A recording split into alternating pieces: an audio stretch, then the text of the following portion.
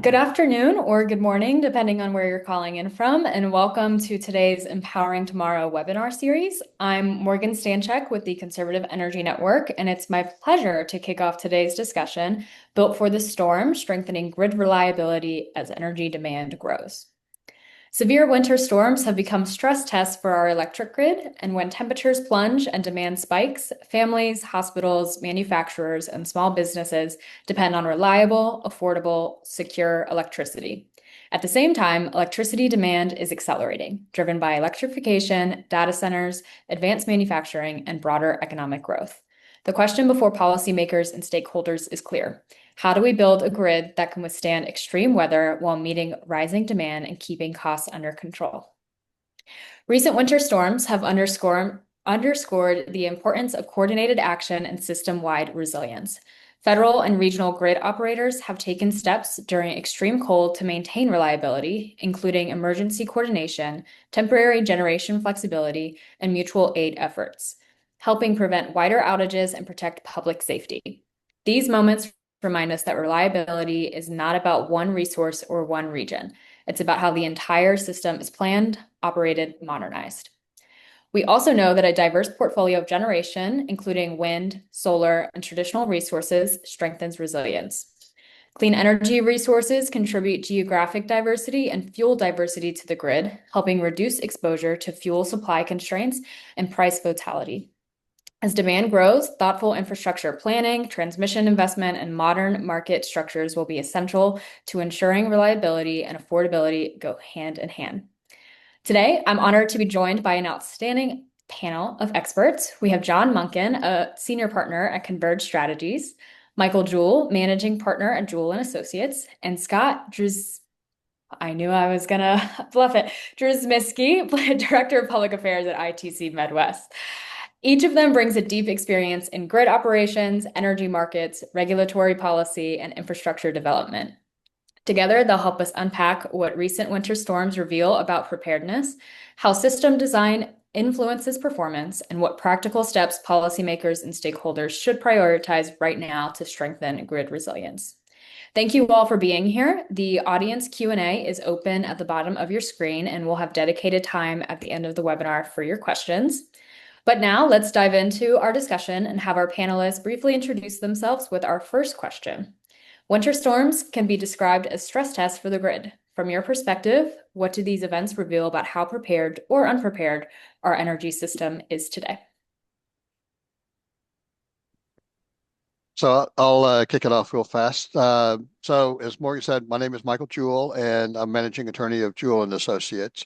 Represent developers, owners, and operators of solar, wind, storage, transmission assets, as well as even some gas generation. And also proud to be a member of the board of directors of CEN. So really appreciate these webinars. Yeah, I think ERCOT showed that with Winter Storm Uri that a winter storm can definitely be a major problem. And I think that there's a lot of issues that came out of there, a lot of lessons learned. I think one that oftentimes is not discussed enough is weatherization and the importance of weatherization for all generation assets. A lot of people talked about how, it was a market failure in ERCOT when, with all the problems associated with the impact of Winter Storm Uri. I would say it was really an impact of weatherization, a lack of focus of that by generation resources. And also, it really showed a danger on fuel supply issues with regard to gas fields that got frozen, coal piles that got frozen. And some of those issues just still have not even been addressed. But I think that those are clear stress tests that winter storms highlight. And what we've seen with Winter Storm Elliott, Winter Storm Fern, weatherization has made a huge, huge difference.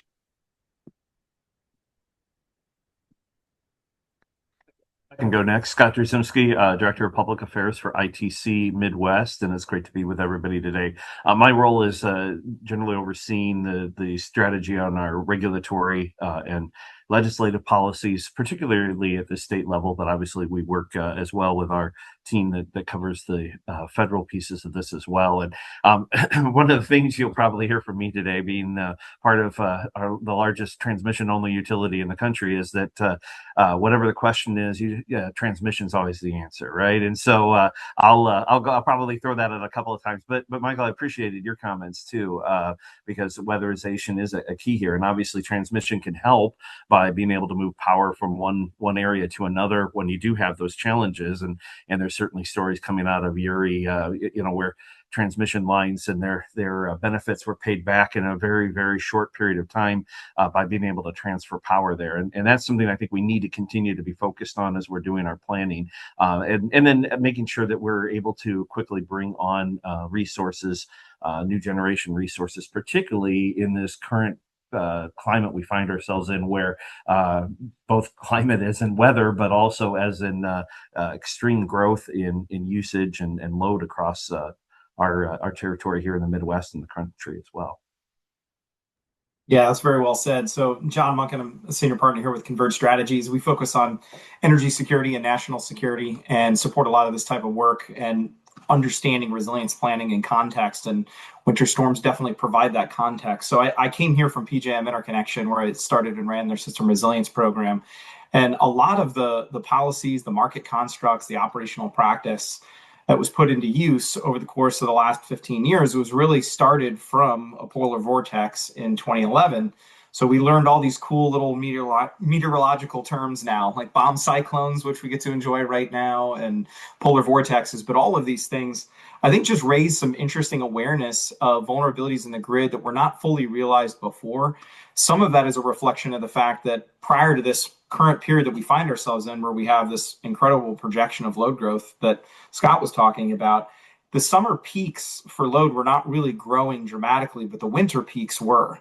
And so we were seeing a shifting dynamic where more vulnerabilities were exposed during winter peaks for a variety of reasons, not the least of which is, I think we were just seeing from a temperature standpoint, the duration of cold snaps, how significant they were. It exposed some of those weaknesses that Michael alluded to when we talk about whether or not things were properly winterized, or whether there was too much of a dependency on a single fuel type within a specific operating territory, or if we just look at, frankly, underinvestment in interregional transmission that would allow for easier power flows across regions to try and support those that were impacted by events. And so as we see this kind of increase in severity, the scale of the weather events that we're seeing, the duration of how long they last and how many days, as a resident of Northern Virginia, we broke a record a couple of weeks ago, which was the most days below freezing without making it above 32 degrees in almost 40 years. Those are the types of things that just cripple systems that are not necessarily designed for that. It exceeds that design basis that the system's really built for. And I think the winter peaks are the things that have really shown some of those cracks in the system. And now we really have to understand and appreciate what that means going forward, not just for the winter, but if we see the load growth manifest that we're projecting right now, those summer peaks are going to be the things that are going to start moving again too. And then we'll just have to understand it in that context. So anytime you really meet that kind of threshold event, which I think winter storms really have become and have demonstrated themselves to be, that's when you start to find out what exactly isn't working as well as it should on the system. And right now we have the body of proof over the course of the last several years of just seeing what happens. Yeah. And one thing, just to follow up real fast on what Scott said with regard to transmission, is always a solution. One of the things that we have seen in ERCOT, in Winter Storm Uri and subsequent winter storms, is pockets of generation that's trapped from inadequate transmission. And, siting transmission, building transmission is always a challenge, but absolutely necessary to be able to move energy around from where it's available to where it's needed. And I think winter storms do have a tendency to be able to really highlight that. Yeah, it sounds like everyone is sick of this cold weather, including the grid, and we are all just counting down for spring. But Scott, I want to turn it over to you to talk through about how after winter storms, individual energy sources often get blamed for power outages, whatever it may be. From your perspective, how much of the problem is really about system design rather than specific generation type? Good question, Morgan. I've hung around in the politics world enough now to know that after an event, there is a need, whether it's always helpful or not, to find a blame and assign that there. It's generally the easiest, most obvious thing that you can point at. And that's not always what the real cause is. And I think a lot of times it comes back to, policy decisions made years before, decisions about whether or not to build something or whether it was too expensive to build it, that comes up there. And obviously, as an independent transmission company, we are generally generation agnostic, or we like to say that, but there is value in having multiple sources available and having those be able to back each other up, if you will, as a storm rolls through and you have impacts. Again, I think the value that we try to add to the grid is to have those lines in place that can move the power. I think one of the things we continue to look at is what are the policies out there right now? What are the plans that are in place that help that? And how do we make sure that the transmission doesn't become part of the problem in the middle of a storm, right?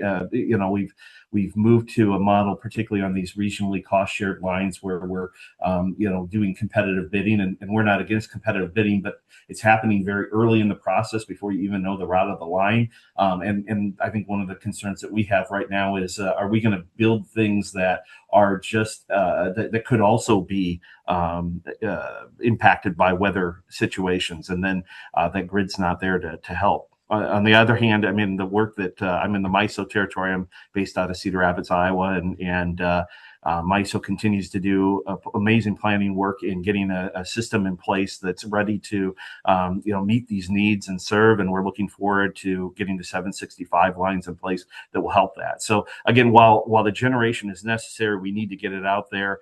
We need to have it be different types of generation that can withstand different certain challenges along the way. As I kind of alluded to before, we believe that we can then connect that with 765 that's coming to the MISO territory here, and our other projects that we've been doing through LRTP to make sure that power gets moved where it needs to go, and to Michael's point, that it doesn't get trapped somewhere when it's needed most. Yeah, one thing I just wanted to add real fast, Morgan, is, every generation has got its weaknesses. And, when we get into this blame game, where it's almost like, one generation resource is trying to say, oh, well, it's somebody else's fault and not my fault. It actually undermines the ability to really make some productive solutions, because every generation resource has got issues that it needs to deal with, especially when we're talking about extreme cold. Yeah, absolutely. It's almost like the Spider-Man meme of everybody pointing fingers at each other, but never at themselves. So, speaking of the blame, it seems like a lot of times renewable energy, like Scott said, receives the blame for grid outages. So, John, if you could just set the record clear for us, how well do renewable energy resources perform during extreme conditions, and what factors most influence whether they succeed or struggle? Yeah, it's interesting too, because when you point at numbers about availability of any capacity resource, any generator, generally people look at the number in a way that doesn't actually represent their ability to show up. I think taking Winter Storm Uri as an example, there was a lot of discussion about, well, this was because wind wasn't able to contribute to the system. The biggest difference is planned outages versus unplanned outages when we talk about the availability of any type of generation source. And so if you look at the Texas example, they were not, when I say the owners and operators of those wind assets were not anticipating that they were going to participate. They were not predicting that they were going to be part of the generation mix during that weather event. They communicated that they weren't going to be available. It was a known quantity. The real challenge is when you have unplanned outages, when you have assets that were expecting to deliver and then can't deliver, because they're an essential part of the mix of how that grid operator or that utility is going to ride through that particular event. And really what you see from renewables is very, very low levels of unplanned outages. It's actually quite rare. So generally speaking, solar, wind, and anything that's connected to it. So if you talk about things like grid scale storage, they know when they're going to be available and when they're not. Generally speaking, the predictive models are really solid. There are certainly circumstances where whether it was a forecast that did not come to fruition, or there was additional cloud cover that wasn't expected, or the wind wasn't as strong as they thought it was going to be. Those events actually happen pretty rarely, that they're off enough that they cannot deliver on what the grid operator is expecting. And so I think looking at that in that specific context gives us a lot better insight into what the relative performance of renewables really looks like. So in general, they perform extremely well whenever they're bidding into the market or they're making themselves available and signaling that to the utility or to the grid operator. So I think that follow through rate matters. So each time that we've run into a circumstance where there have been significant outages or forced load shedding on a system, it's because of that forced outage rate getting really, really high. And so if you look at Winter Storm Elliott as an example, the forced outage rates were above 20%. It was about 22, 23%, depending on the resource mix and where you were. That's a ridiculously high number. In those circumstances, even if you had a large reserve margin of generation that you had planned for, now you're operating in a territory that exceeds that reserve margin and says, okay, well, we had what we thought we were going to have.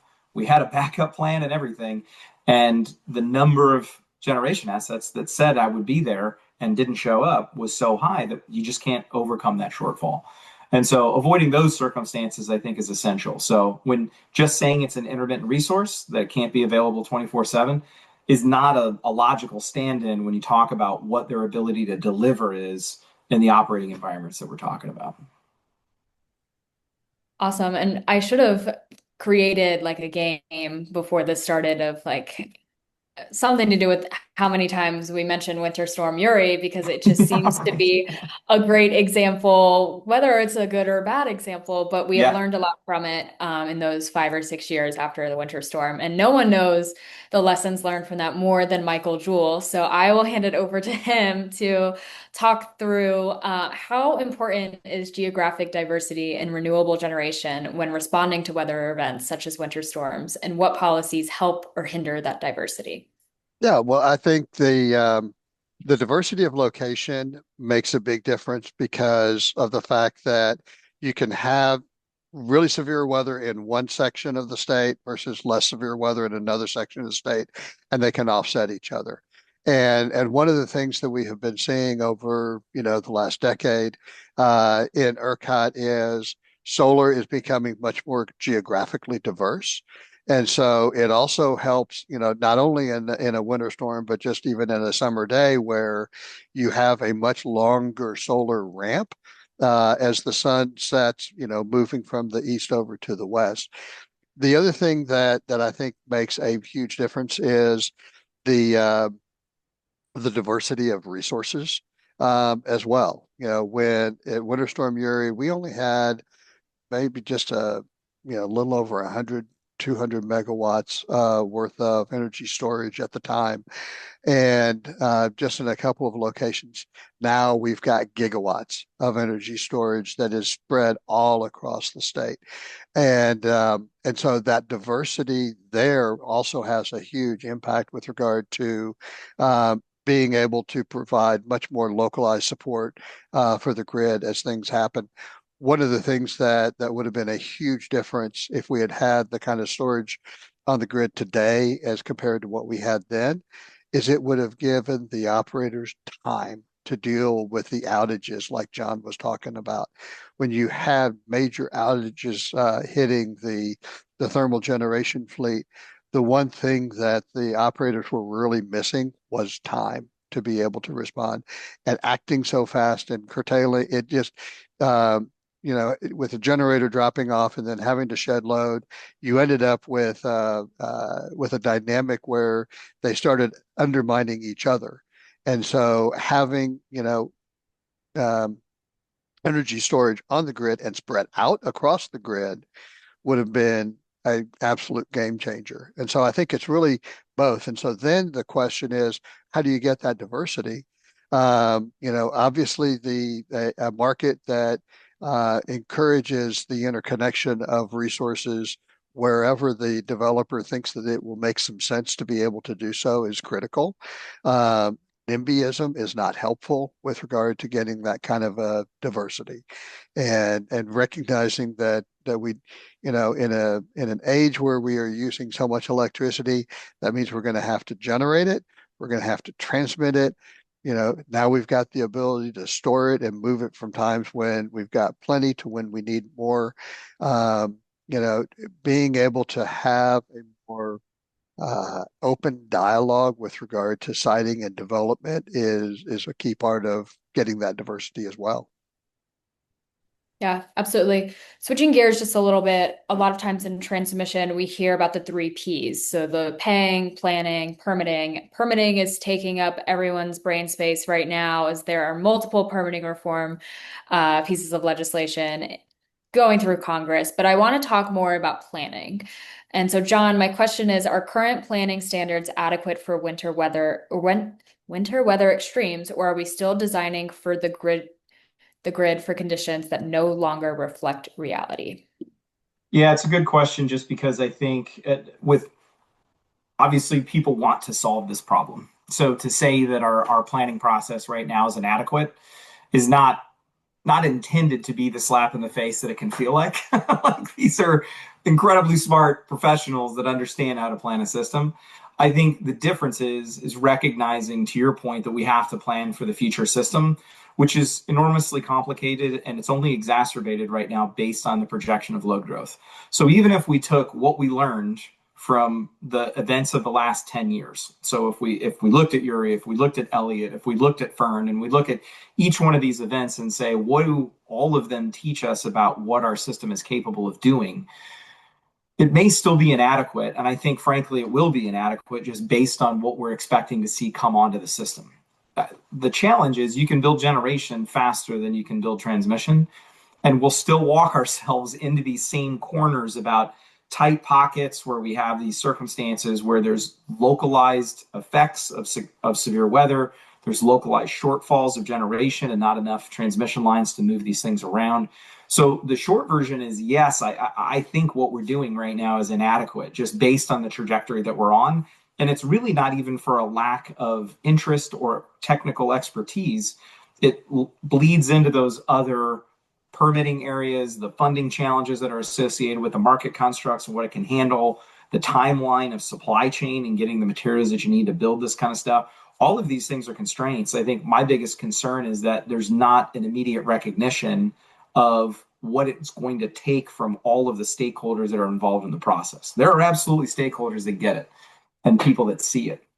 But I think when we consider what our options are going forward, the phrase that I've used in the past is building a grid that's bigger than the weather. That's not the planning model that we use right now because we still have our lanes, like we still have our boundaries that are associated with each of these operating territories. Even if you zoom all the way out to the interconnection level and understand what happens at that scale, that's not what we use as the guidepost for how we design the system right now. And so it needs to become a benchmark because if you keep if you keep getting affected by something that looks very similar each time and understand what is winter weather doing to us and how much is it really stressing our system, take that challenge, add another 80 gigawatts of demand onto the system, and then answer the question, do you think the system that we're planning for right now is adequate for where we're going? And I think we really need to close that gap very, very quickly. Yeah, absolutely. Sometimes it seems like we are building a grid for 5 or 10 years ago rather than for right now. And we also need to be thinking 10 years from now, what should our grid look like? Absolutely. Yep. So Yeah. Michael, go ahead. No, and well, I was just going to add, one of the things that has traditionally been an issue, when you're having large additions of load, normally it comes on relatively slowly with large industrial facilities and kind of gradual population growth. What we're seeing right now, significant changes in the weather, significant load growth, is almost requiring a different paradigm where, like you were just saying, Morgan, it's almost like we've got to start looking ahead for Mhm. what we're going to need rather than, um, you know, assuming that things are going to move in the same way because we know they're not. And I think that's one of the things that we're starting to see some real changes from a policy perspective of being more open to forward-looking development with regard to transmission. Yeah, absolutely. There's no better time to plan for 5 years ago than right now. So let's go ahead and just translate that to 5 years from now planning. Michael, I want to stay with you just for a minute and talk through the aftermath of major winter storms. What regulatory or legal barriers most often slow down grid improvements, and what changes would have the biggest impact on resilience without driving up costs for consumers? Yeah. I mean, one of the things that we saw, post Uri was the blame game and, a serious effort to try to say, oh, well, we've got too much wind, we've got too much solar, we got to have, more gas or more coal. And, where we are today, we need everything. And so the blame game actually deters us from being able to build what can we build today in order to be able to still have a diverse grid as we go into the future. But let's recognize reality with regard to supply chain problems. And so I think, to the extent that we've got policies that try to pick winners or losers, the losers may end up being consumers because of higher costs by restricting supply. That is one of the biggest problems that we have had. And so being more open and recognizing that having a portfolio of resources is actually better than just saying, oh, we're going to rely on gas, for example, because Winter Storm Uri, the gas fields froze. The gas supply was not there. Having diverse resources makes a big difference. I think that that's one of the fundamental issues that can be really problematic coming out of one of those storms with the blame game, more frankly. Yeah, absolutely. Going back to Scott for a minute, Scott, what practical steps can be taken again right now to better integrate renewable projects into the grid in ways that improve reliability during extreme weather events? Yeah, I think, and I'm going to kind of bring in some of the comments from John and Michael here too that we've had on the last couple of questions as well. I think it to an extent it starts with making sure that the projects that are the generation projects that are in the queue and looking into the future are the projects that are actually going to get built, and having some clarity there and making sure that queue is solid, it's strong. The projects that are there are going to actually happen. I think that helps with the planning. I go back to I was thinking about we put the last of the MISO MVP projects online, and I think the thought from MISO is that'll take care of us for a little while. Well, by the time we got that line on to finish those projects, it was fully subscribed and in full, and it was time to move on to LRTP, and we're just starting to build the Tranche 1 projects here, and the Tranche 2.1 projects have already been released, and I know MISO's thinking through futures for the future, what comes after that, and so it is important to plan ahead and to get there and have that available so that we are shortening the timeline of getting somebody online when they're ready to build and connect. Michael mentioned supply chain issues, and I think that comes up. Whether we're talking about generation or load, we're looking years into the future on some of the switch gear and some of the equipment that's necessary to interconnect load, interconnect generation, and so we're doing what we can to plan ahead for that. But I think that's a challenge as well that we've got. Obviously, getting the permitting in place so that we can build these lines, because the ultimate goal to all of this is if you can have it built and ready to go, then when it's time to bring the generation online, you can better synchronize that. Again, I think having 765 will into the Midwest is going to help that to a great extent, and be able to open up some capacity there. We've already seen that on the projects, but anything, Morgan, you mentioned permitting, right? And that is a big piece of this. The delays from the Order 1000 bidding, if we could get that shortened up, that would help out too. Take about 16 to 18 months off the process. Anything we can do to get this done faster is good. At the same time, I want to recognize the challenge that's out there is, we've had organizations consumer groups, others say, just stop building transmission. It's getting expensive. And we are, it's hard to explain to somebody who's looking at their customer bill when the transmission piece of their bill is going up, that it's actually in many cases the only reason why other parts of the bill aren't going up as much or at all. And so we have an interesting value proposition that we need to be able to sell in here as well, to get to the place where we can have the transmission in place and ready to go, and that planning process can work ahead rather than just trying to keep up. Yeah, absolutely. And that's the harsh reality, is electricity bills are going to go up. So how do we communicate to consumers that, if we build more transmission, they won't go up as much as they could? That is tough. I want to remind all of our attendees very quickly before we move on about the Q&A section at the bottom of your screen. Please put in any questions that you have, and we'll be sure to get to as many as we can here in the next few minutes. But before that, I have some questions for all of our panelists. The first one being, if you could give policymakers and stakeholders one practical takeaway from recent winter storms, and I'll include Winter Storm Uri in this because I don't know if we've fully solved that issue just yet, but what should they prioritize right now to make the grid more resilient? Weatherization. Yeah, it's a great bumper sticker. And I feel like the fundamental question that's not getting asked of policymakers often enough is, what is the point of safeguarding from a cost standpoint for consumers if they're losing service? Like, how much is electricity worth if it's not there? So I think when you look at, and that's not a blank check, and it should never be interpreted as a blank check, but electricity is not particularly valuable to a customer when they don't have service.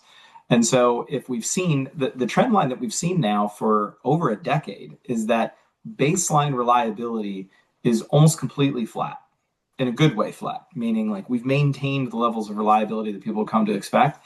And then you add in major events. And as soon as you add in major events, that line is continuing to climb year over year because we're just having more events of these type. So when we talk about basic blocking and tackling for reliability, general utilities are doing very, very well. The difference is the number of events that exceed the design threshold of the system, which don't fall into that stat, those numbers of basic reliability, those are going up. So there has to be a recognition of, when people are trying to grapple with, like, what's the difference between reliability and resilience? It's that. That's literally the difference between reliability, which is just day-to-day ops and regular stuff and good old-fashioned vegetation management, and then circumstances that exceed the design threshold. So you either need to raise the design threshold, and that's what system are we planning to operate, or you need to accept the fact that you're just going to have more outages. So we'll try and keep costs down as much as humanly possible. We'll push back life cycle replacements and basic investment in aging infrastructure, and hope the big one doesn't knock us out. And that's just not a good model of practice. And so I think if policymakers can understand that cost has a return on investment to the customer, and you're paying that difference to make sure that those outages are fewer and further between. So if I'm going to actually ask a question, if that's okay, Morgan, guys, I'm interested in this. I'm living here in Iowa. I mean, we had the opportunity to have wake up to 20 below regular temperatures and 40 below wind chills, which at least meant that the turbines were spinning, right? But obviously they were spinning and power was being created. So you can make all types of generation. I drove by a natural gas plant during my drive to central Iowa that day, and probably some solar fields as well that were all generating power. So it's certainly something that can be done. And this is maybe a Midwestern or cold weather sort of question for Michael and John, that were kind of a little more on the edges of that. But is it a cost limitation? Is the market not giving the right signals to those who would be doing the weatherization? How do we solve for that? So, pre Uri, we had a market clearing price cap of $9,000 a megawatt hour, which was a pretty strong incentive for weatherization.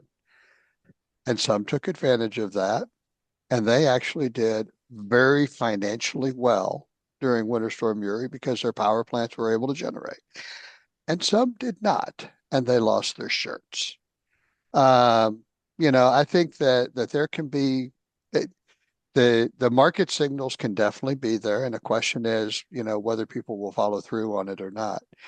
Um, there continues to be a question about whether the market signals today are, sufficient to encourage the development of new dispatchable generation. We're getting a lot of batteries, and batteries are clearly dispatchable.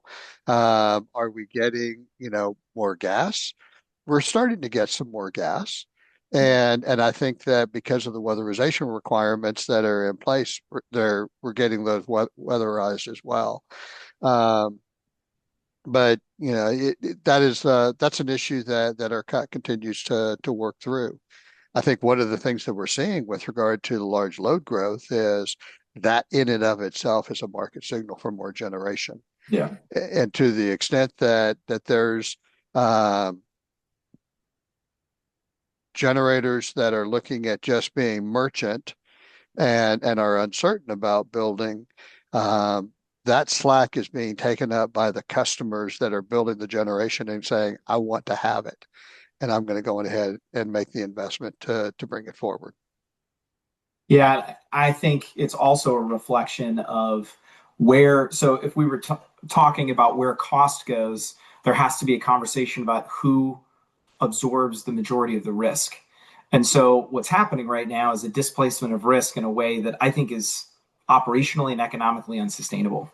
And an example of that is being able to bid into a market and say, I will be available and receive a premium payment for services. So if we talk about things like capacity performance and say, okay, I'm going to receive an additional financial incentive from the market in order to be available no matter what, and I will incur financial penalties for not delivering.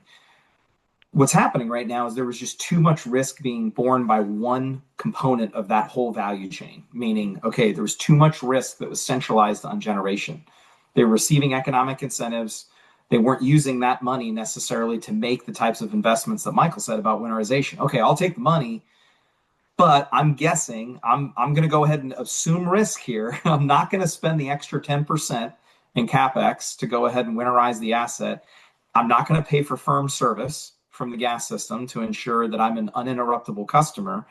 And so, yes, you get a higher immediate return on your investment, but who's really absorbing the risk now?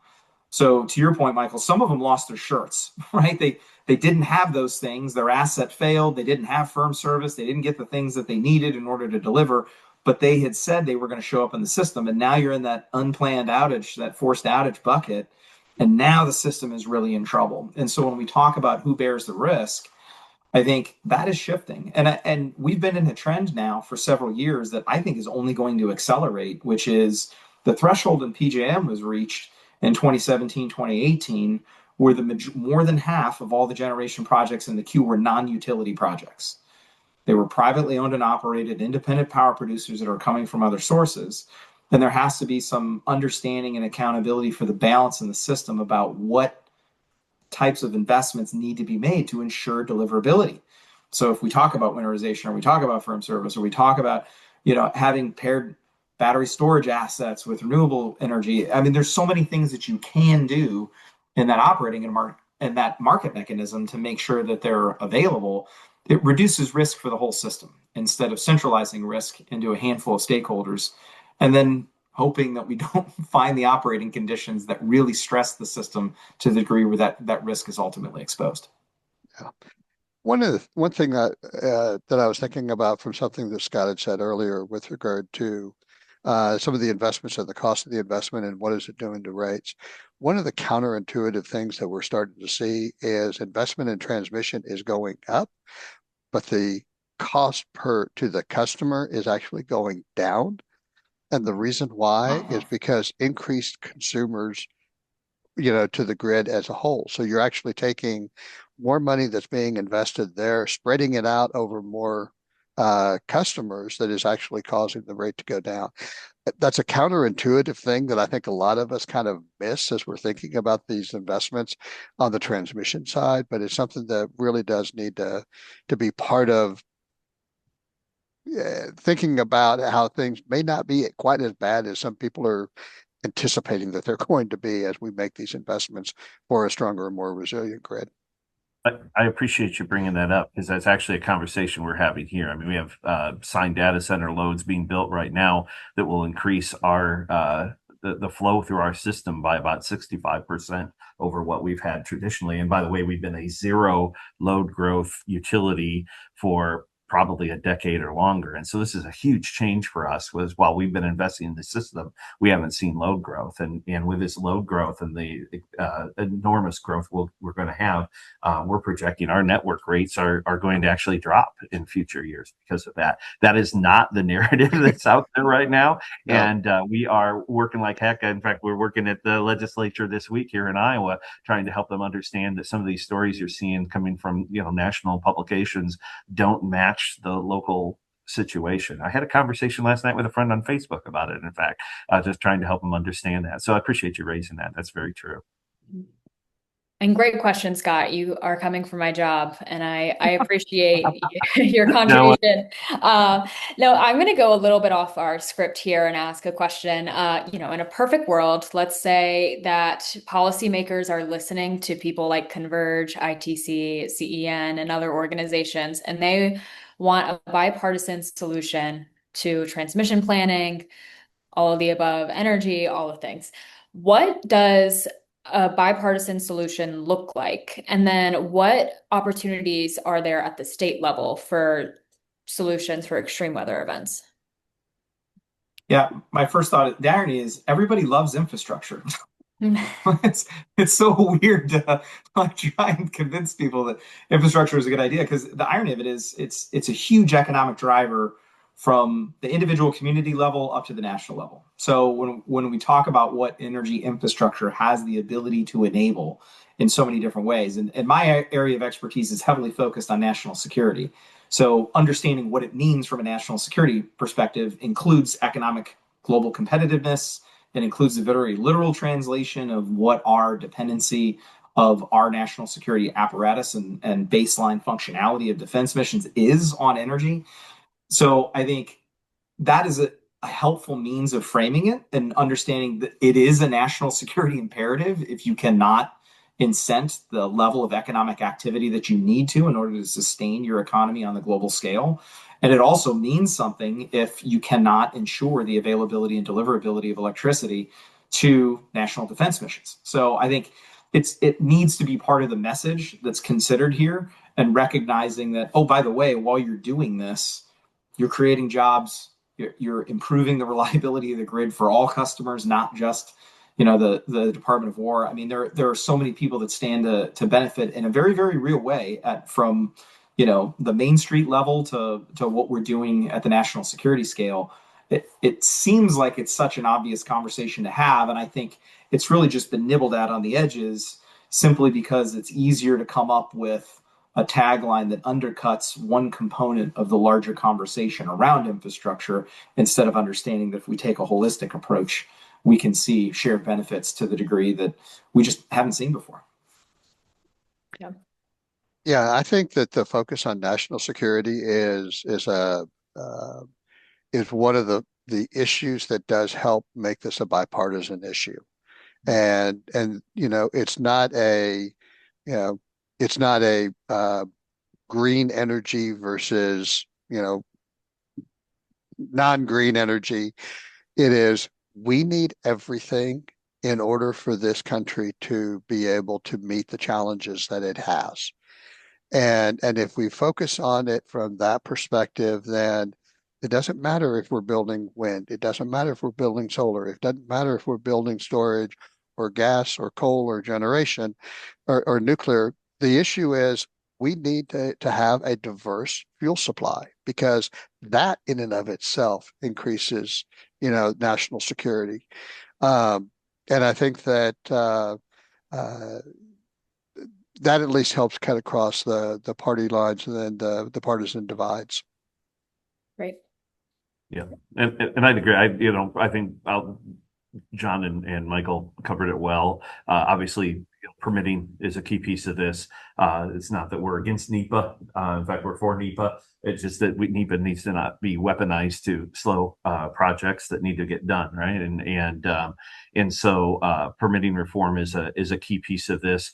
Looking at our supply chains and determining how we can do that, and then some level of stability. And I like Michael's take of everything needs to be on the table. When administrations change, sometimes direction changes, and it's hard to plan 10 years in advance when you don't know exactly what is going to be allowed or not allowed in many different aspects. And so I think as much as we could get to a point where we're laying out policy that survives from one administration change to the next administration change, it helps, answer that question you brought up earlier, Morgan, about how do we make sure we're planning ahead rather than planning for the moment. Yeah, absolutely. And, you bring up administrative changes, and I just want to point out that unless you're living under a rock, you know that we have midterm elections this year, which leads me to my first audience Q&A question, which is AI-driven load growth and data center expansion have become flashpoints in local and state elections. Do you see national grid reliability debates influencing congressional midterm races, and especially in districts hosting major data center buildouts?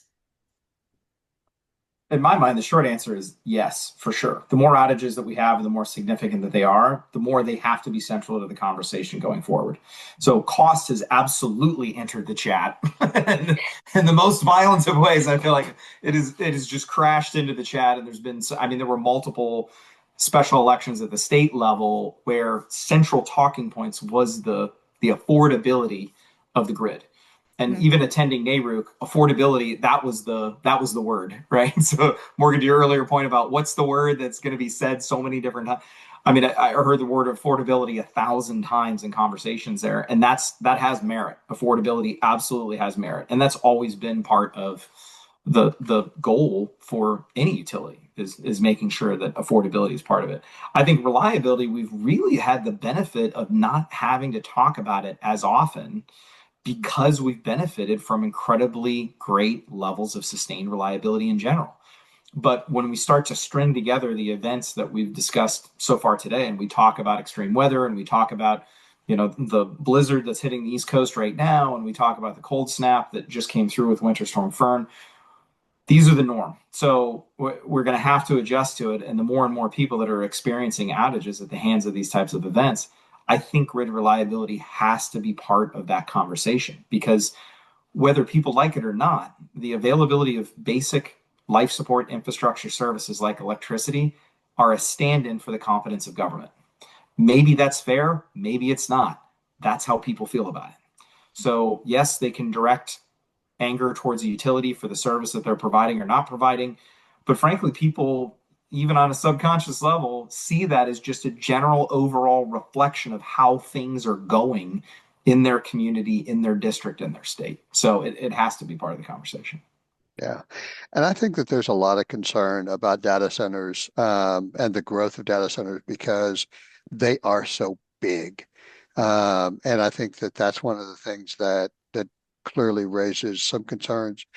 But I think that that's also a call to action from a planning perspective to be more flexible as the grid operators are looking at how to study these things, how to plan for these things.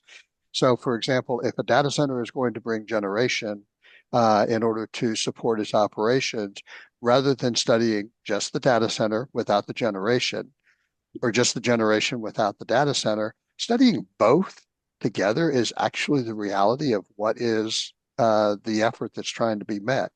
And bringing that into the process so that these issues can be addressed is going to be critical. Looking at the flexibility of data centers, and if a data center wants to be flexible, okay, that is going to be something that's going to reduce stress on the grid as well. And that needs to be something that is accounted for in the studying and the planning.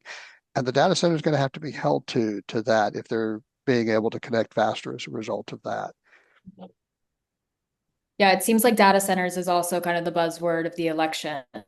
Everybody is going to have an answer for it, whether they like it or not, because they are popping up everywhere, and it is going to be in your backyard, whether it's here or there. So Scott, anything to add before I move on to the next question?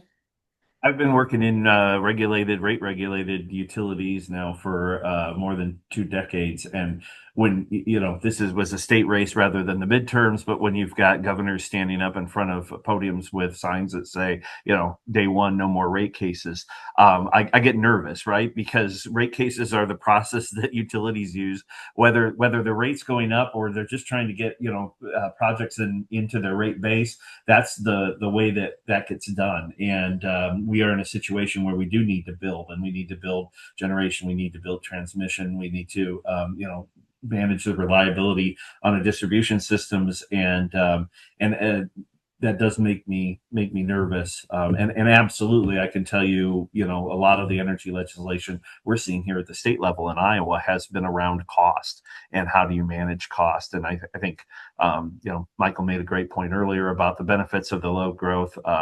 We just have a lot of narrative to overcome, I think, moving forward, and it's going to be a challenge. Yeah, absolutely. So, John brought up a good point of reliability, and I have since lost the question that I was going to ask. Oh, reliability. Is it more about the type of generation we use or how the overall system is designed and managed?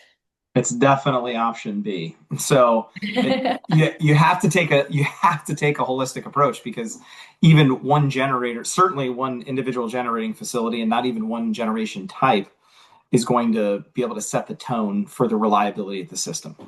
You can't. You have to take it as a holistic view. And so I think that's one of the big challenges that we find ourselves right now is I think the historical mentality is we're going to generate our way out of this problem. And this problem being reliability, or this problem being load growth, or this problem being what the relative cost of the system is. And in reality, you have to take a system level approach. Otherwise, you're not going to get there. Something or multiple somethings are going to be left behind in the worst possible way. So either the economics fail, the reliability fails, or you find yourself in a circumstance where what you really wanted the grid to be for the individual customer is not delivering for anyone. So you really need to take a systems approach and make sure that there's a clear understanding that there are three key components to the grid. There's generation, there's transmission, and there's distribution. Ignore one of those three or any of those three at your peril. And I would actually add that there's another dynamic that we've always got to be thinking about, that supply has got to equal demand. Demand is a key part of this equation as well. And flexibility of demand is a key part of the equation. And so, yes, there's always the thought of, oh, we can build our way out of it. If we're building our way out to meet the most inefficient consumption of electricity possible, it's going to cost everybody an arm and a leg. And so being able to take advantage of the flexibility that is inherent in the grid and the inherent in the demand on the grid is going to be a key part of the equation as well. Like I was talking about flexibility with regard to data centers, but honestly, you've got, especially when you've got consumers that have got batteries on the side of their house, they have got a level of flexibility that they did not have before. And it's not at a cost of their comfort or being able to have reliable service. But if you start to harness that kind of flexibility that is available on the grid, that is going to be a key part of reducing the overall cost of the system. One other thing I'll just add there, and I'll kind of go to the macro level, because Michael took it to the macro level, is the micro level. The macro level, in my mind, is the reason we have RTOs out there is to keep each utility from only planning for their own system, and it's worked well, or at least has brought some improvement. The challenge we continue to see is what happens at those lines, and so here in Iowa we have a unique situation where we have SPP in the west, we've got MISO over most of the state, and then you can go right into PJM depending on where you're at into Illinois, and so we are constantly looking at while we're doing all these upgrades in the MISO territory, how are we interconnecting to get into Chicagoland from the PJM? How are we interconnecting to get to the Great Plains in SPP? And there's a lot of work on that. But again, it all comes back to this question of who's paying what, right? And so I think continuing to look at that and the cost sharing of these projects, because, Morgan, if we can add one more point for Uri on the checklist here, that Uri, that was a situation where certainly, bringing power in from other parts, other systems, other RTOs was necessary to help bring the stability that they could to the grid in Texas. So I think we need to continue to have that national conversation too. Yeah, absolutely. Michael, your response reminded me of a Taylor Swift lyric. And if you know me, you know that I can't go an hour without mentioning Taylor Swift. If you fail to plan, you plan to fail. And it seems like this is just all that transmission is. We need to make sure we're planning to making sure that we're paying for it, permitting it, getting it built, build, the new BBB. Okay, last question. How do reliability shortfalls translate into higher utility bills for consumers? Well, I mean, I think anytime you see dips in reliability, that's a reflection, it's a trailing indicator of underinvestment. So generally speaking, if reliability falls, you can just go ahead and look backwards and say, how much money were we spending as a utility on life cycle replacement of aging assets, of vegetation management, and the types of things that are part of that baseline rate that customers are paying. And sometimes you have to toggle on and toggle off where that money is being spent. So the example that Scott had given or Michael had given about the portion of your bill that has the transmission piece in it, there's always going to be a circumstance where balance has to be achieved. But generally speaking, if we see reliability numbers fall, the next thing that's going to happen is you have to spend more to fix the stuff that was just not getting the love that it needed when you're talking about just system maintenance and general performance.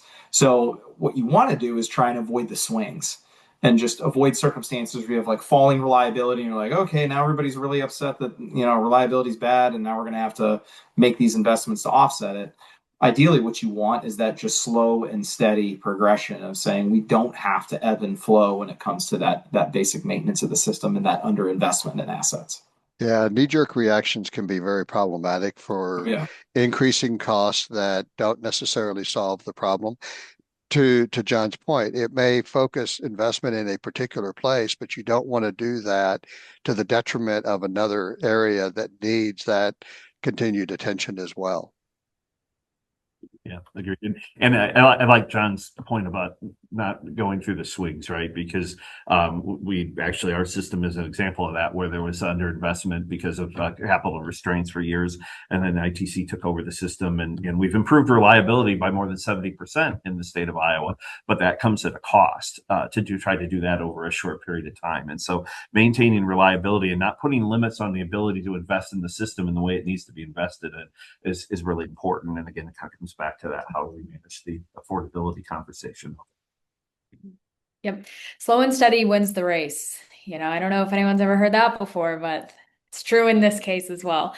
Well, I want to thank my panelists here for being with me, John, Michael, Scott. I've learned a lot from you within this past hour, and I'm sure our attendees have as well. Be sure to follow along with the Conservative Energy Network on Twitter or X, Facebook, and our website, www.conservativeenergynetwork.org. And if we can ever be a resource to us, please reach out. Thank you all again, and we'll see you next month for our next Empowering Tomorrow webinar. Thanks, everybody. Thank you all so much. Thank you.